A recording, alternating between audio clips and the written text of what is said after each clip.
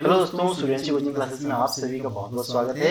आज की जो हमारी स्टोरी है वो है the mice and the elephants, चूहे और हाथी। ठीक है, तो चलिए बिना देरी किए हम ट्रांसलेशन शुरू करते हैं। एक बार एक उजड़े हुए गांव में चूहों का एक झुंड रहता था, है ना। एक बार को क्या लिखेंगे? वंस। वंस एक उजड़े हुए गांव में। अब देखो, ये तो क्या बता रहा है? प्लेस बता रहा है ना। आप इस प्लेस को पहले भी लिख सकते हैं, और जो मैंने आपको जो फॉर्मेट बताया है कि एमपीटी वाला फॉर्मेट है ना, पहले क्या आएगा? मैनर आएगा, फिर प्लेस आएगा, फिर टाइम आएगा, है ना। तो वहां पे भी आप प्लेस जो आएगा वहां पे भी इसको लगा सकते हैं, है ना। जो चैनल पे नए हैं वो पुरानी वीडियो देख लें, शुरुआत वाली, वहां पे आपको रूल्स क्लियर हो जाएगा कि हम कौन से रूल्स का फॉलो करते हैं। तो देखो, चूहों का एक झुंड रहता था, तो रहना एक क्रिया हुई। और कौन रहता था, मैं पूछूं कौन, तो चूहों का एक झुंड, है ना। तो यहां से क्या हो गया? अपने को सब्जेक्ट मिल गया, चूहों का एक झुंड। तो कैसे लिखेंगे? वंस चूहों का एक झुंड, ना। चूहों के झुंड को क्या बोलते हैं? कॉलोनी बोलते हैं। तो लिखेंगे अ कॉलोनी ऑफ माइस। चूहों का एक झुंड रहता था, मतलब लिव यानी रहना होता है, तो रहता था मतलब लिव्ड, है ना। वर्ब का सेकंड फॉर्म लगेगा, पास्ट इंडेफिनिट है इसलिए। Once a colony of mice lived, एक उजड़े हुए गांव में, इन अ रुइंड, है ना, यह तबाह। रुइंड यानी क्या होता है? तबाह। रुइंड गांव को बोलते हैं village, in a ruined village. और रुइंड की जगह एक और चीज आप लिख सकते हैं, बहुत ही अच्छा वर्ड है। आपने कभी देखा होगा, जो स्टेशन, जैसे रेलवे स्टेशन पे कभी आप गए, तो रेलवे स्टेशन पे कुछ ऐसे मकान बने होते हैं जिनका, जो पहले तो रेलवे के थे लेकिन बाद में रेलवे ने उसमें से अपना सामान निकाल के एक दूसरा भवन बना लिया।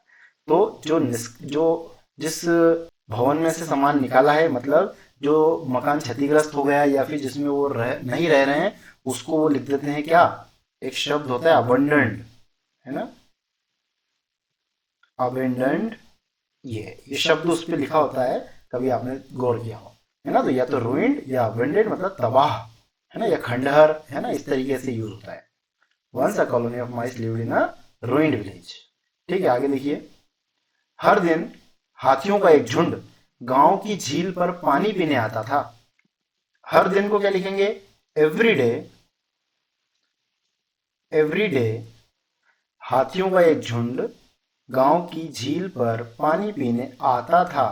आता था वर्ब आ गई, है ना। पूछूंगा कि कौन आता था, तो हाथियों का एक झुंड, है ना। कौन पूछने में मिल गया सब्जेक्ट, ठीक है। हाथियों के झुंड को हम क्या बोलते हैं? हम बोलते हैं हर्ड। अच्छा, यदि आपको पता नहीं हो ना किसके झुंड को क्या बोलते हैं, तो आप ग्रुप भी बोल सकते हैं। अ ग्रुप ऑफ एलिफेंट्स ऐसा भी बोल सकते हैं। अ ग्रुप ऑफ माइस, है ना। जो भी झुंड की बात हो तो आप ग्रुप बोल सकते हो। लेकिन यदि प्रॉपर की मैं बात करूं कि एकदम सटीक तरीका क्या है, तो सबके झुंड को अलग अलग तरीके से बोलते हैं। हाथियों के झुंड को बोलते हैं हर्ड। तो मैं यहां लिखूंगा a herd, a herd of elephants गांव की झील पर पानी पीने आता था। आता था मतलब कैम, क्या लिखूंगा? कैम। पानी पीने, है ना, मतलब कैम के बाद पानी पीना भी क्या हो गया? वर्ब हो गई ना। तो सेकंड वर्ब क्या आएगी? टू लिख के आएगी, है ना। Elephants to come, sorry came to drink water गांव की झील पर, है ना। ये क्या बताया? प्लेस बताया, है ना। प्लेस, तो ऑब्वियस सी बात है कि ऑब्जेक्ट के या वर्ब के बाद ऑब्जेक्ट, ऑब्जेक्ट के बाद एमपीटी। गांव की झील पर, तो क्या लिखेंगे? डेस्टिनेशन को क्या लिखते हैं? टू लिखते हैं। टू द विलेज लेक, है ना। अब ये कैम आप नहीं लगाना चाहो तो आप क्या लगा सकते हो? विजिटेड भी लगा सकते हो। विजिटेड, है ना, ये भी यूज होता है। और आप आदत बताना चाहते हो तो कम की जगह, कैम की जगह क्या लिख दोगे? यूज्ड टू कम, है ना। क्या लिख सकते हैं? Used to come. वहां पे यूज्ड टू के बाद वर्ब का फर्स्ट फॉर्म हो जाता है, ये ध्यान रखना है आपको, है ना। आपको यदि आदत बताना है कि हर दिन जो है हाथियों का एक झुंड गांव की झील पर पानी पीने आया करता था, ऐसा कुछ बताना है तो यूज्ड टू कम लगा दोगे। ठीक है, आगे देखो। रास्ते में रास्ते में हाथी अपने पैरों तले सैकड़ों चूहों को कुचल देते थे। रास्ते में, इसको क्या लिखेंगे? ऑन लिखेंगे, है ना, on the way. On the वे, रास्ते की जब बात हो तो जनरली क्या लिखते हैं? ऑन लिखते हैं, ऑन द वे, है ना। ऑन प्रिपोजिशन से पता चलता है कि रास्ते के ऊपर की बात हो रही है ना। ये तो क्या है, रास्ते में मतलब इन वाला सेंस तो कहीं तक सूट नहीं हो रहा है ना, कि किसी चीज के अंदर, रास्ते के अंदर थोड़ी बात है। ऑन द वे यानी रास्ते पर हाथी अपने पैरों तले सैकड़ों चूहे कुचल देते थे। तो कुचल देना अपने आप में एक वर्ब है, और कौन कुचल देते थे? तो हाथी से कुचल देते थे। क्या लिखेंगे? On the way the elephants कुचल देते थे। कुचलने को क्या बोलते हैं? क्रश, है ना। तो क्रश मतलब कुचल देते थे, पास्ट में बन जाएगा, है ना। ताथा आया ना, ताथा तीथी ते थे, तो ये इसमें वर्ब का सेकंड फॉर्म लगता है, पास्ट इंडेफिनिट टेंस है। तो द एलिफेंट्स क्रश्ड। अच्छा, किसे कुचल देते थे? किसे बोलने पर आता है? ऑब्जेक्ट। तो सैकड़ों चूहों को, सैकड़ों चूहों को कैसे लिखेंगे? या तो लिखो आप मैनी माइस, है ना, कई चूहों को, या फिर हंड्रेड्स ऑफ माइस, ऐसा भी बोल सकते हैं ना, हंड्रेड्स ऑफ माइस, या फिर सेवरल माइस, है ना, सेवरल माइस, ऐसा भी लिख सकते हैं। अपने पैरों तले, इसको कैसे लिखेंगे? अंडर, है ना, पैरों तले मतलब पैरों के नीचे। अंडर देयर, देयर इसलिए लगाए क्योंकि बहुत सारे हाथी है ना, तो अंडर देयर फीट। और वैसे भी एक ही हाथी के चार चार पैर थे ना, तो यहाँ पे क्या आएगा? दे आर फीट, उनके पैरों तले, है ना, उनके पैरों के नीचे। On the way the elephants crushed many mice. अब ये माउस का माइस हो गया, है ना। माउस का माउसेस नहीं होता है, माउस का प्लूरल क्या होता है? माइस होता है ना। Under their feet. आगे देखो। चूहों ने, क्या है, चूहों के राजा ने हाथियों के राजा से मुलाकात की। अच्छा, कुचलने को ट्रैम्पल भी कहते हैं ना, याद रखना। ट्रैम्पल का मतलब भी होता है कुचलना। तो ट्रैम्पल या फिर ट्रैम्पल्ड, है ना, सेकंड फॉर्म में क्या आ जाएगा? ट्रैम्पल्ड आ जाएगा, TRAMPLED, ठीक है ना, ये याद रखना। अब देखो क्या हुआ, चूहों के राजा ने हाथियों के राजा से मुलाकात की। देखो, मुलाकात करना, और कौन ने मुलाकात करी? तो चूहों के राजा ने मुलाकात करी, ठीक है ना। ये सब्जेक्ट मिल गया। कैसे लिखेंगे? द किंग ऑफ माइस, यानी चूहों के राजा ने, है ना, का की के आ रहा है, और सब्जेक्ट के साथ ने का प्रयोग, है ना। अंत में आई ए की मात्रा और कर्ता के साथ ने का प्रयोग, मतलब पास्ट इंडेफिनिट टेंस में ऐसा होता है, ठीक है ना। इसमें क्या होता है? पहले सब्जेक्ट लिखा और वर्ब का सेकंड फॉर्म लिखना है। मुलाकात करने को क्या लिखेंगे? मैट, है ना। मीट यानी होता है मुलाकात करना, तो सेकंड फॉर्म लिखेंगे मैट। अच्छा, किससे मिले वो? हाथियों के राजा से, है ना। तो या तो मैं लिखूं द एलिफेंट किंग, या फिर लिखूं king of the elephants. Met the king of the elephants, ठीक है ना। अच्छा, मेट, ठीक है, मेट यहाँ पे एक और शब्द लिख सकते हैं, अप्रोच्ड, है ना, अप्रोच्ड भी लिख सकते हैं, है ना। या फिर आप लिख सकते हैं वेंट, गो वेंट गोन वाला वेंट भी लिख सकते हैं, कि वो उसके पास गया, है ना, लेकिन मुलाकात करने के लिए गया। तो जनरली वैसे लिखते मीठी हैं, मैं, है ना, लेकिन आप चाहें तो इनका भी यूज कर सकते हैं। आगे देखो।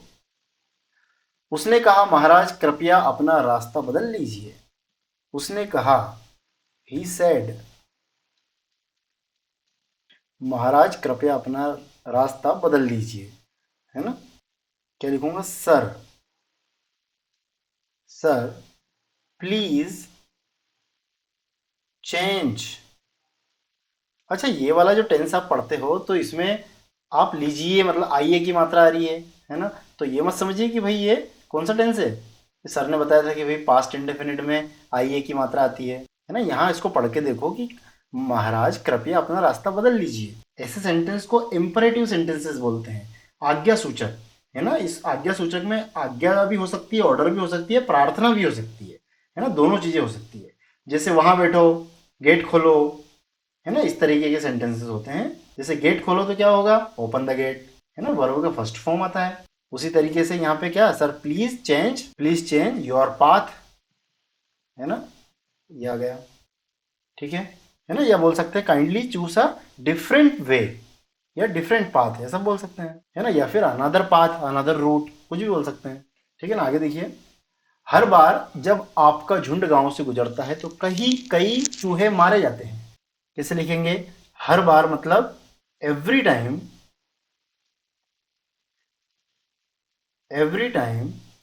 जब आपका झुंड, एवरी टाइम व्हेन, जब आपका झुंड गांव से गुजरता है, कौन गुजरता है, आपका झुंड, है ना, यही सब्जेक्ट हो गया। तो every time when your heard, HERD heard, गुजरता है मतलब पासेस, है ना।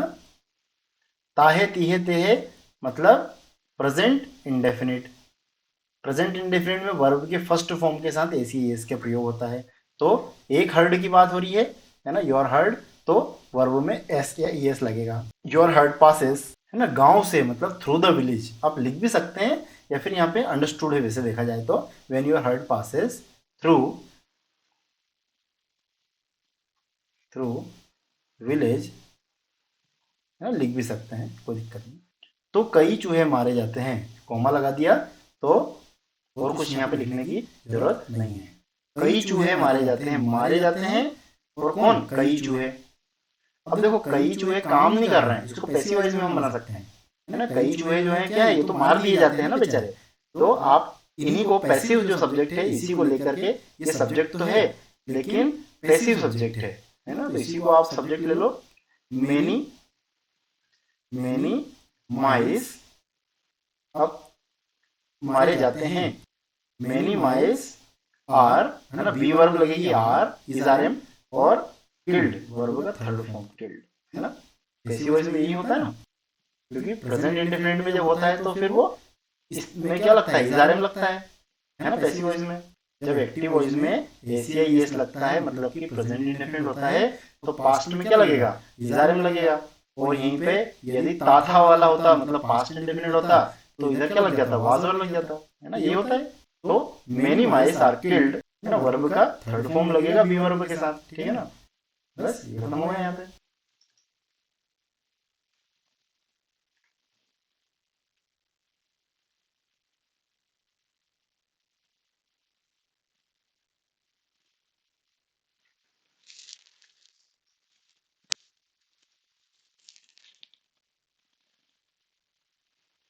यही सब्जेक्ट हो गया, कैसे लिखेंगे, the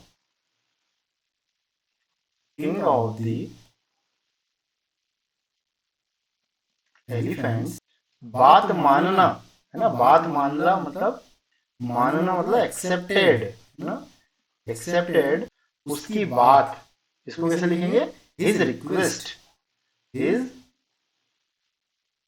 request, king of the elephants accepted his request. आगे देखो, आगे क्या लिखा है, चूहों के राजा ने, यदि आपको कभी हमारी, चूहों के राजा ने कहा, यदि आपको कभी हमारी मदद की जरूरत हो तो हमें बुलाइए। चूहों के राजा ने कहा मतलब द माउस किंग सेड, है ना, या फिर the king of mouse said, ऐसा भी बोल सकते हैं ना। फिर यदि आपको कभी हमारी मदद की जरूरत हो तो हमें बुलाइए, है ना। इसको इफ से बनाएंगे, कैसे, इफ, यदि आपको कभी हमारी मदद की जरूरत हो, मतलब यदि आपको हमारी जरूरत पड़ती हो, मतलब प्रेजेंट में बनाएंगे, मतलब ताती ते वाले में बनाएंगे उसको। इफ यू एवर, तुम्हें कभी, नीड यानी जरूरत पड़े, नीड आवर हेल्प, कॉमा करके क्या लिखें, कॉल अस, हमें बुलाइए, सॉरी, है ना, यदि आपको हमारी जरूरत पड़ती है तो हमें बुलाइए, ऐसा है इसका मतलब कि if you ever need our help, है ना, यू एवर मतलब तुम कभी, और नीड क्या है, वर्ब का फर्स्ट फॉर्म लगेगा, एस या एस नहीं लगा क्योंकि यू है ना, इसलिए प्लूरल सब्जेक्ट में एस आता ही नहीं है ना। मतलब ये टेंस कुल मिला के किस में बनेगा, ये बनेगा प्रेजेंट इंडेफिनिट में, है ना, प्रेजेंट इंडेफिनिट। और कॉल अस मतलब हमें बुलाइए, ये किस में बना, ये आपका इंपरेटिव टेंस है ना। जैसे ओपन द गेट, है ना, मतलब ऑर्डर वाला या रिक्वेस्ट वाला, दोनों तरीके से समझ सकते हैं। आगे देखिए,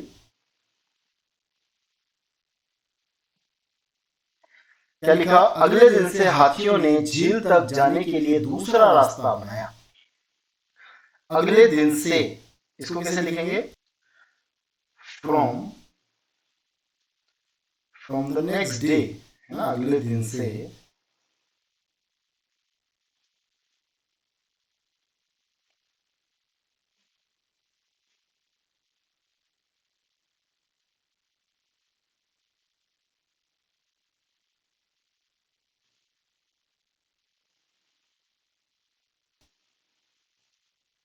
द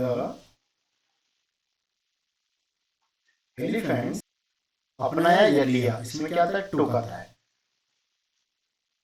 टेक यानी लेना होता है ना, टेक यानी लेना होता है, तो ये क्या, टुक, टुक और दूसरा रास्ता, टुक अ डिफरेंट रूट, दूसरा रास्ता। अब देखो झील तक जाने के लिए, अब झील तक जाना, ये भी तो एक, जाना भी तो एक वर्ब होगी ना, तो सेकंड वर्ब है, मतलब डिफरेंट रूट, टू गो, इसको ऐसे लिखेंगे, to go to the lake, है ना। ये जो है जाने के लिए, जाना भी सेकंड जो है वर्ब है, इसलिए क्या लिखा, टू गो। और झील तक, अब किसी डेस्टिनेशन तक जाने के लिए भी तो टू लगाते हैं, इसलिए क्या लिखा, to go to the lake. ठीक, ठीक है, आगे देखिए, एक दिन कुछ शिकारी हाथियों को अपने जाल में फंसा लेते हैं। एक दिन कुछ शिकारी हाथियों को अपने जाल में फंसा लेते हैं। एक दिन को क्या लिखेंगे, वन डे, एक दिन। अब देखो फंसा लेते हैं, है ना, फंसा लेना मतलब ट्रैप कर लेना, ठीक है। और कौन ट्रैप कर लेते हैं, कुछ शिकारी, ये सब्जेक्ट हो जाएगा। इसे लिखेंगे, वन डे सम हंटर्स, यानी कुछ शिकारी फंसा लेते हैं। इसको कैसे लिखेंगे, ट्रैप का मतलब क्या होता है, फंसाना, तो ट्रैप यानी फंसा लेते हैं। अब देखा जाए तो यहाँ फंसा लिया, ये वाला सेंस है, फंसा लिया, है ना। एक दिन कुछ शिकारियों ने हाथियों को अपने जाल में फंसा लिया, इसलिए मैंने क्या लिखा, ट्रैप लिखा। अदरवाइज यहाँ तातीते वाला सेंस यदि आप प्रेजेंट इंडेफिनिट में लिखना चाहो तो क्या लिखेंगे अपन, है ना, सम हंटर्स ट्रैप, है ना। तातीते वाले सेंस में क्या आएगा, ट्रैप आएगा सिंपली। लेकिन सेंटेंस को पढ़ के और कहानी को पढ़ के ऐसा लगा कि भाई फंसा लिया, ये वाला सेंस होना चाहिए, है ना। तो आपको इसी में सेम टू सेम लिखना है तो ट्रैप लिख दीजिए, ट्रैप्ड मत लिखना आप, है ना। वो मैंने सेकंड फॉर्म लिख दिया है यहाँ पे, क्योंकि मैंने इसको पास्ट में माना है। अच्छा, और फंसा लेते हैं, ठीक है, लेकिन किसे फंसा लेते हैं, तो हाथियों को। किसे बोलने पर और क्या बोलने पर ऑब्जेक्ट आता है ना, तो ऑब्जेक्ट आ गया हाथियों को। ट्रैप्ड द एलिफेंट्स, ठीक, अपने जाल में, मतलब इन हिज नेट। सॉरी, यहाँ पे हिज नहीं आएगा, यहाँ पे क्योंकि हंटर्स ज्यादा है ना, तो यहाँ पे आएगा देयर, है ना, इन देयर नेट, है ना, क्योंकि कई सारे हंटर्स हैं इसलिए देयर का यूज करेंगे, है ना। One day some hunters trapped the elephants in their net, है ना। और या फिर इन देयर नेट्स भी बोल सकते हैं, क्योंकि बहुत सारे जब हंटर्स होंगे तो जाले भी बहुत सारी होंगी, है ना। तो यहाँ पे क्या आएगा, अपने जाल में या अपने जालों में, है ना। मतलब यहाँ पे कुल मिला के नेट्स आप लिख सकते हैं। ठीक है, आगे देखो, हाथियों हाथियों के राजा ने चूहों के राजा से मदद मांगी। हाथियों के राजा ने चूहों के राजा से मदद मांगी, मदद मांगना, और कौन ने मदद मांगी, तो हाथियों के राजा ने मांगी। कैसे लिखेंगे, हाथियों के राजा ने, मतलब द एलिफेंट किंग भी लिख सकते हैं, या फिर किंग ऑफ एलिफेंट्स।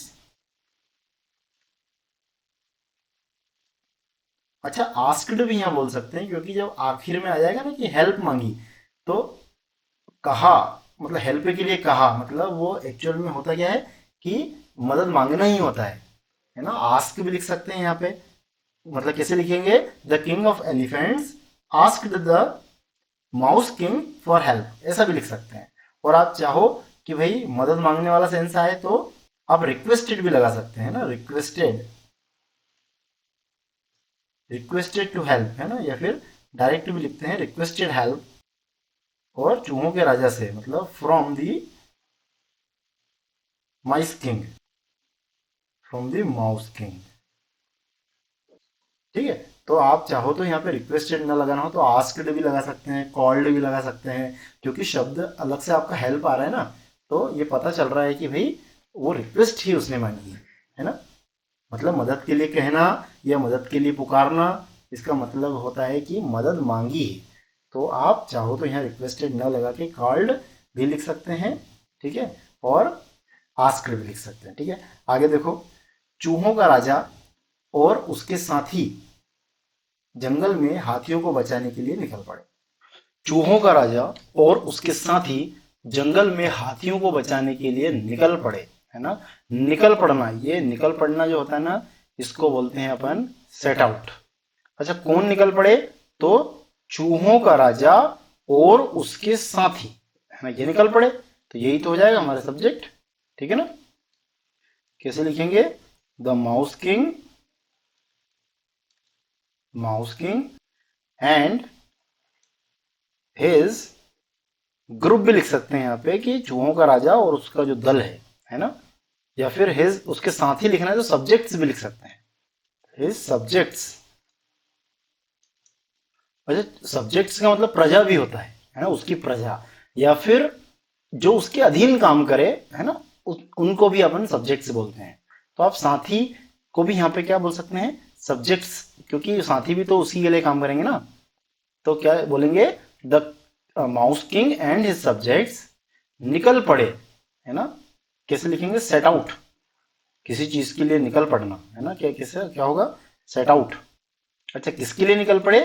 बचाने के लिए, है ना। तो बचाना भी तो एक वर्ब हो गई, तो सेट आउट के बाद टू लगाएंगे, टू सेव, है ना, टू सेव। और किसको सेव करने के लिए? जंगल में हाथियों को। तो या तो टू सेव लिखें या फिर टू रेस्क्यू भी लिख सकते हैं, है ना। रेस्क्यू यानी भी बचाना होता है। सेव या rescue the elephants, elephants in the jungle, in the forest. ठीक है, आगे देखो, चूहे जाल को कुतरने लगे और हाथियों को मुक्त कर दिया। ठीक है, अब देखो, या तो कुतरने लगे को दो तरीके से बोलते हैं, या तो लगना, तो स्टार्ट करना कोई चीज, मतलब ऐसा भी बोल सकते हैं कि द माइस स्टार्टेड टू ना, GNAW, ना का मतलब होता है कुतरना, है ना। या फिर कट भी बोल सकते हैं, the mice started to cut the nets, है ना, ऐसा भी बोल सकते हैं। या फिर आप चाहें कि कुतरने लगे, इसी को आप क्या बना लो? वर्ब बना लो। तो इसको कैसे लिखेंगे? द माइस, ये ना जो होता है ना, जी साइलेंट होता है इसमें, है ना, ऐसा होता है ना, और इसका सेकंड फॉर्म में ईडी लगता है, नाड। द माइस नाड, है ना, कुतरने लगे, कुतर दिया, द नेट्स, है ना, द नेट्स, है ना, जाल को कुतर दिया या कुतरने लगे, है ना। स्टार्टेड से कैसे बनाएंगे? द माइस स्टार्टेड टू ना, है ना, या फिर स्टार्टेड नाइन, है ना। इन्फिनेटिव नहीं लगाना है तो आप क्या लगा लीजिए? प्रेजेंट पार्टिसिपल, है ना, स्टार्टेड नाइन द नेट्स, है ना, ऐसा भी लिख सकते हैं, है ना। या तो टू ना लगाएं, है ना, या फिर नाइन लगाएं, और उसके बाद द नेट्स यहाँ भी आएगा, द नेट्स यहाँ भी आएगा, या फिर डायरेक्ट लिख सकते हैं the mice not the nets. फिर क्या लिखेंगे? एंड, और हाथियों को मुक्त कर दिया, है ना, मुक्त कर देना। और कौन को? हाथियों को। और कौन ने मुक्त किया वो तो है ही नहीं ना भाई, कौन ने मुक्त किया वो तो है ही नहीं यहाँ पे, मतलब सब्जेक्ट जो है वो मिसिंग है ना, सब्जेक्ट मिसिंग है। अब सब्जेक्ट क्या है वास्तव में? चूहे, है ना, कि भाई चूहों ने जाल, मतलब चूहे जाल को उतरने लगे और चूहों ने हाथियों को मुक्त कर दिया, तो चूहे आएंगे सब्जेक्ट में। तो बार बार चूहे नहीं लिखेंगे, क्योंकि पहले सेंटेंस में चूहे लिख चुके हैं, तो अब सीधे सब्जेक्ट तो चूहे हो गया, वर्ब लिखेंगे सीधे, है ना, मुक्त कर दिया, तो मुक्त कर दिया को क्या लिखूंगा मैं, फ्रीड, मुक्त कर दिया। पास्ट में है ना आई ए की मात्रा, तो वर्ब का सेकंड फॉर्म में लिखेंगे, पास्ट इंडेफिनिट, है ना। तो मुक्त कर दिया मतलब फ्रीड। और किसको, हाथियों को, मतलब अब किसे, देखो किसे मुक्त कर दिया तो हाथियों को मुक्त कर दिया। किसे बोलने पर तो क्या आता है, ऑब्जेक्ट आता है ना, किसे बोलने पर क्या आता है, ऑब्जेक्ट आता है, ठीक है। तो फ्रीड द एलिफेंट्स, ठीक। आगे देखिए, हाथी चूहों की मदद के लिए बहुत आभारी हुए। अच्छा यहाँ पे देखो किसी ने कोई काम नहीं किया है ना, मतलब हाथी जो थे वो क्या थे, बहुत आभारी हुए, मतलब आभारी थे कुल मिला के, है ना, आभारी थे, आभारी हुए या आभारी थे, है ना। कौन थे, हाथी थे, आभारी, है ना।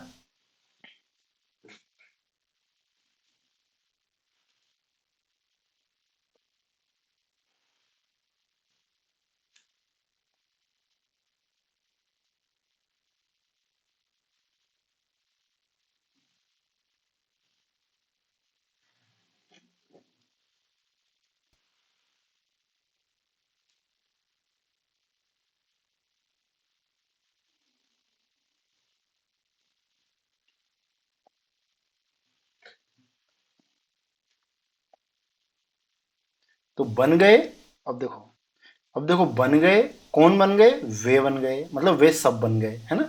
तो यही सब्जेक्ट हो गया, जो कौन का आंसर दे वही सब्जेक्ट है। और को क्या लिखेंगे अपन, and they all, they all बन गए, मतलब बिकम का क्या बन जाएगा, बिकेम, बिकेम, है ना, क्योंकि आई ए की मात्रा, है ना, मतलब पास्ट वाला सेंस है, वर्ब का सेकंड फॉर्म आएगा, तो बिकम का क्या हो जाएगा, बिकेम हो जाएगा। And they all became good friends, good friends, ठीक है, अच्छे दोस्त। तो चलिए दोस्तों, इसी तरीके से मैं और भी कई सारे वीडियोस लाता रहूँगा, तो प्लीज़ चैनल पे बने रहिए। आज का वीडियो हमारा समाप्त होता है, मिलते हैं अगली वीडियो में, तब तक के लिए धन्यवाद, नमस्कार, आपका दिन शुभ हो।